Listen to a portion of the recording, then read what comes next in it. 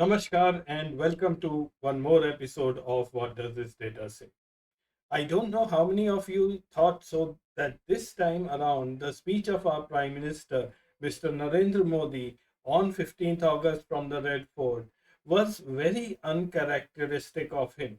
It could not be called a Modi speech. All through, the Prime Minister was looking very dull, drab, and tired, as if his mind is occupied somewhere else. The only thing new I could notice is that there was a new headgear, as he has every year. It is quite apparent, and many analysts have pointed out that the Prime Minister is already preoccupied with trying to ascertain that he wins the 2024 general election. Now, having gone into that mode, the entire government machinery also follows suit. If you would notice, the normal activities of governance are totally missing. There are no conferences, there are no press announcements, there are no inaugurations, there are no meetings, no project launches, nothing you would be hearing these days. And since there was nothing much to report on the economic or the governance front, Mr. Modi had to cook up something for Independence Day. And sorry to say, this time around, it was a very non Modi speech. The Bharatiya Janata Party and its supporters have a very bad habit of looking down upon each and every previous or earlier prime minister. They always forget the baton is always handed over from one government to the other, and it's not as if Mr. Modi had to climb the entire mountain all over again. In this 15 to 20-minute episode, we can't do a great in depth analysis of everything that matters. However, I have chosen five parameters that, according to me, are enough to act as indicators of the overall performance of a prime minister. The five parameters are related to the GDP, the population, migration, unemployment, and inflation. Now we will fill up this table. The best performing prime minister will be marked in green and given 5 stars, and the next best performer will be marked in yellow and given 3 stars. I know there are many other important parameters like education, health, drinking water, infrastructure. We'll leave it for some other episode. Also, we will sum up the number of stars for each prime minister and try to find the best performer. Obviously, there is never going to be a worst performer because, as I believe, every prime minister has done some good for the country sometime. So let's start by looking at the graph of the Indian GDP. This data I have taken from the World Bank from 1960 till 2021. Just look at the shape of the curve and the arrows which I have shown. Our GDP in 1960 stood at $37 billion, and 60 years down the line, it has almost become 100 times that. It's just over $3 trillion. The turning point came in 1992, before which it was growing at a very, very slow pace. In fact, 91, it was almost going down. And then came the period of Narasimha Rao, Manmohan Singh, and you look at the red arrow, that how fast our economy has grown since then to reach the $3 trillion figure. Mr. Modi took over in 2014 when the economy was $2 trillion and has managed to increase it by $1 trillion in the last 8 years. Much of what we stand today is due to Manmohan Singh and PV Narasimha Rao. Today, many of us Indians and especially our politicians are quick to pat ourselves on the back and say that India today is the sixth largest or the fifth largest economy in the world. By the end of last year, we were at number six position, just behind United Kingdom, and it's quite possible we would have overtaken United Kingdom this year. But before you join the party along with our politicians, I'll tell you two things which you should think about. The first is that at the time of independence, India was then too the sixth largest economy. Now, that something should sink in, which only means that in the last 60 years, India has grown. If India has grown, so has the world grown. Now, this will not suddenly bring you the same cheer as what the politicians would like you to believe. Secondly, have a look at this column, GDP per capita.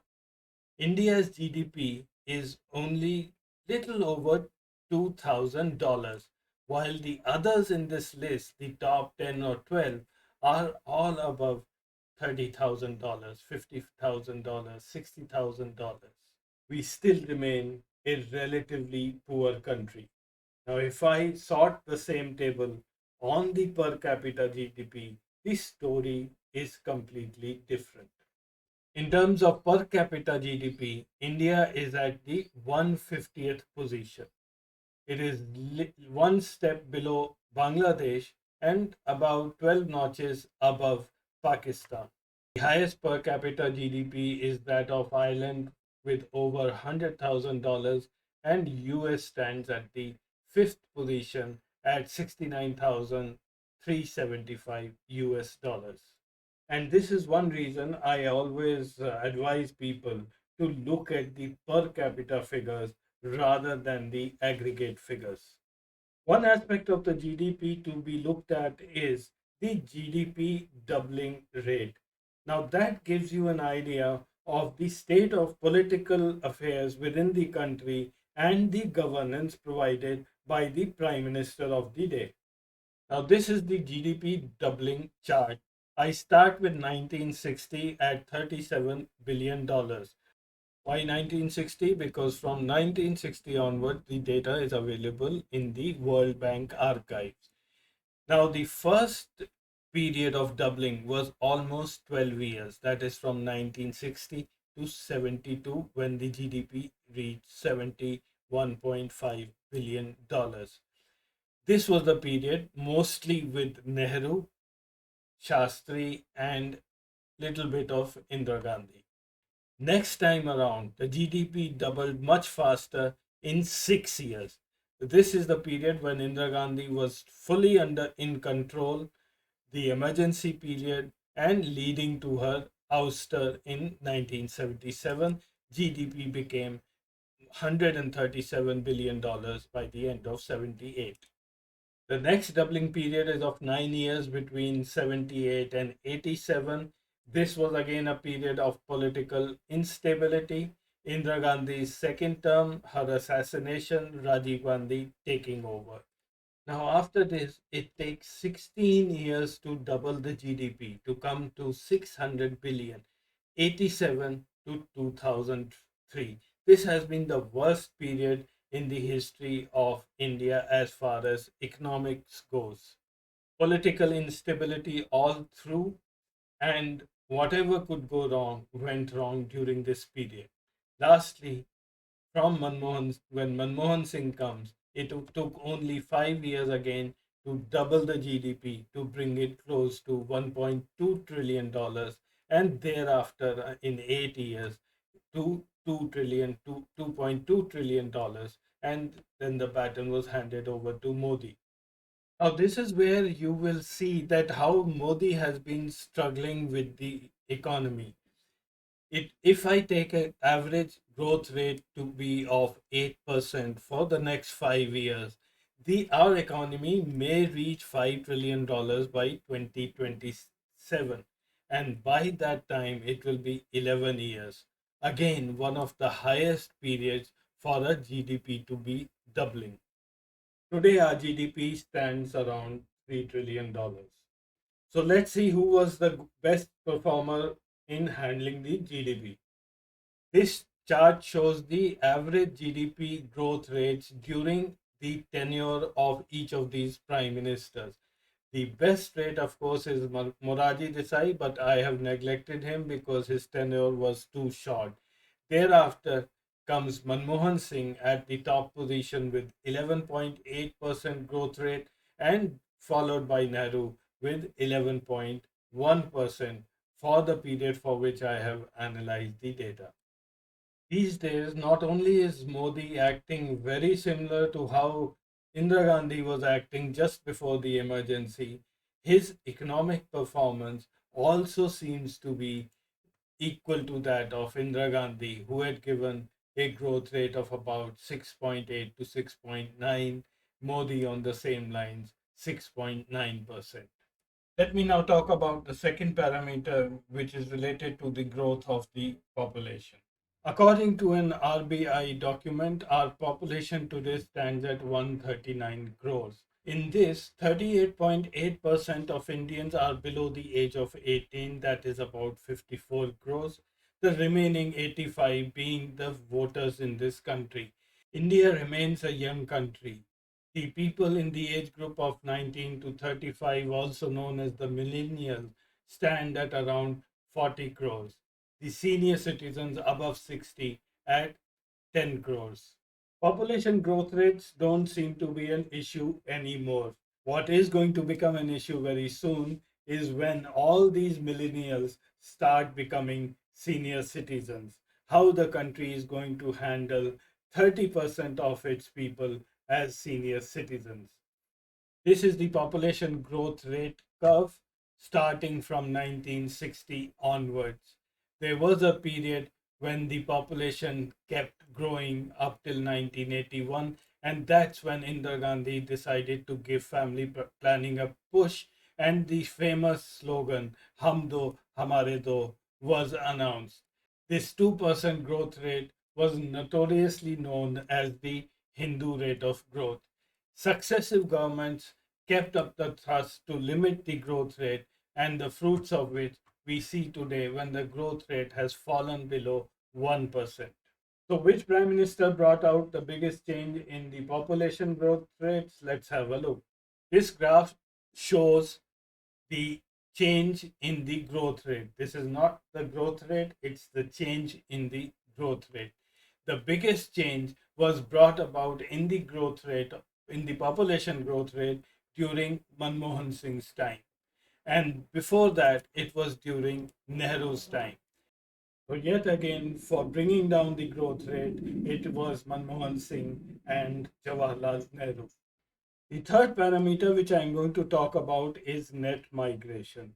Now, I'm bringing up this parameter only because this issue keeps getting raised again and again. And depending on which side of the table you are sitting, you will either say that, oh, many Indians are running away from India during Modi's period, whereas on the other side, the people are going to vouch for it that no such thing is happening. People have been leaving the country since ages. The data shown here is migration rate per thousand. So if you multiply by thousand, you will get the rate per million. So this value here at 0.40 per thousand implies 40 per million. Now, because of India's position and the global economy, the net migration rate of India has been negative right from 1991 onward. It has sort of stabilized in the last 10 years and is now around roughly 400 per million. There is very little to choose between Manmohan Singh's tenure and Modi's tenure, and the values being similar. So, this further cements the fact that net migration has very little to do with the political condition of India in the current days. The fourth parameter, the unemployment rate. Let's have a look. The unemployment data is available from 1991 onward. Therefore, the period of Nehru, Indira Gandhi, Rajiv Gandhi has been excluded from my analysis. However, governments after 1991 were successful in maintaining the unemployment rate between 5 and 6%. That is until the corona struck in 2022 when it suddenly jumped to 8%. The unemployment rate, for those of you who are unaware, is the number of unemployed people when it is compared to the total workforce of the country. So, due to the pandemic, it was very obvious that since millions lost their jobs, the unemployment rate was to go up. However, the very next year in 2021, the unemployment rate suddenly dropped to 6%. So that coincided with the V-shaped recovery of our economy till last year. Now everyone would forgive Modi for the unemployment because Corona period was something that was not under his control.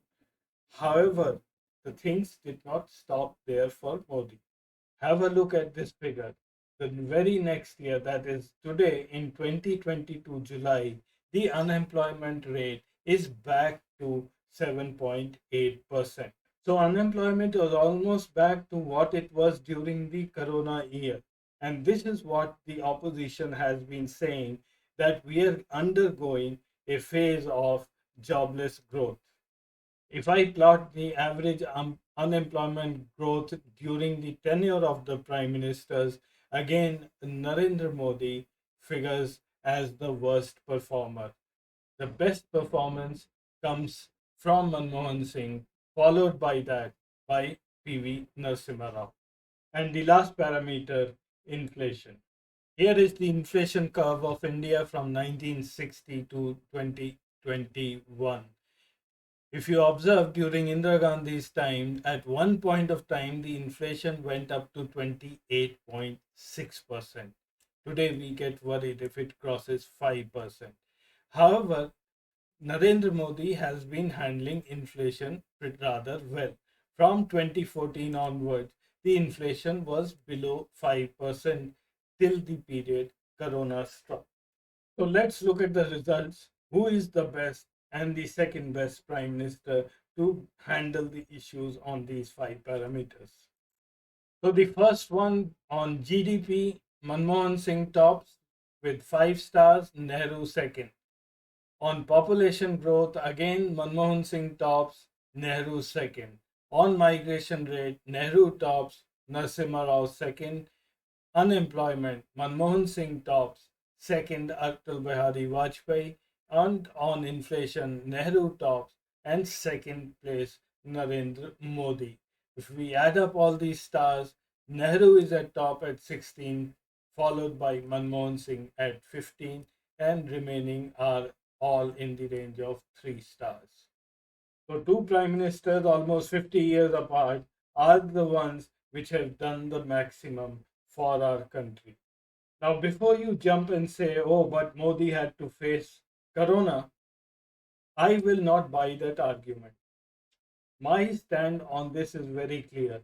Every prime minister of this country had to face his share of calamities, his share or her share of headwinds. We only talk of Corona because it is so recent in our memories. So I'm going to leave you with a very small list of headwinds that were faced by all the prime ministers. I'm not going to read out. I'll just leave it for you and just you so that you can ponder over it and decide for yourself. Thank you for watching this episode. I'll see you again next week with some more interesting data. Till then, namaskar and goodbye.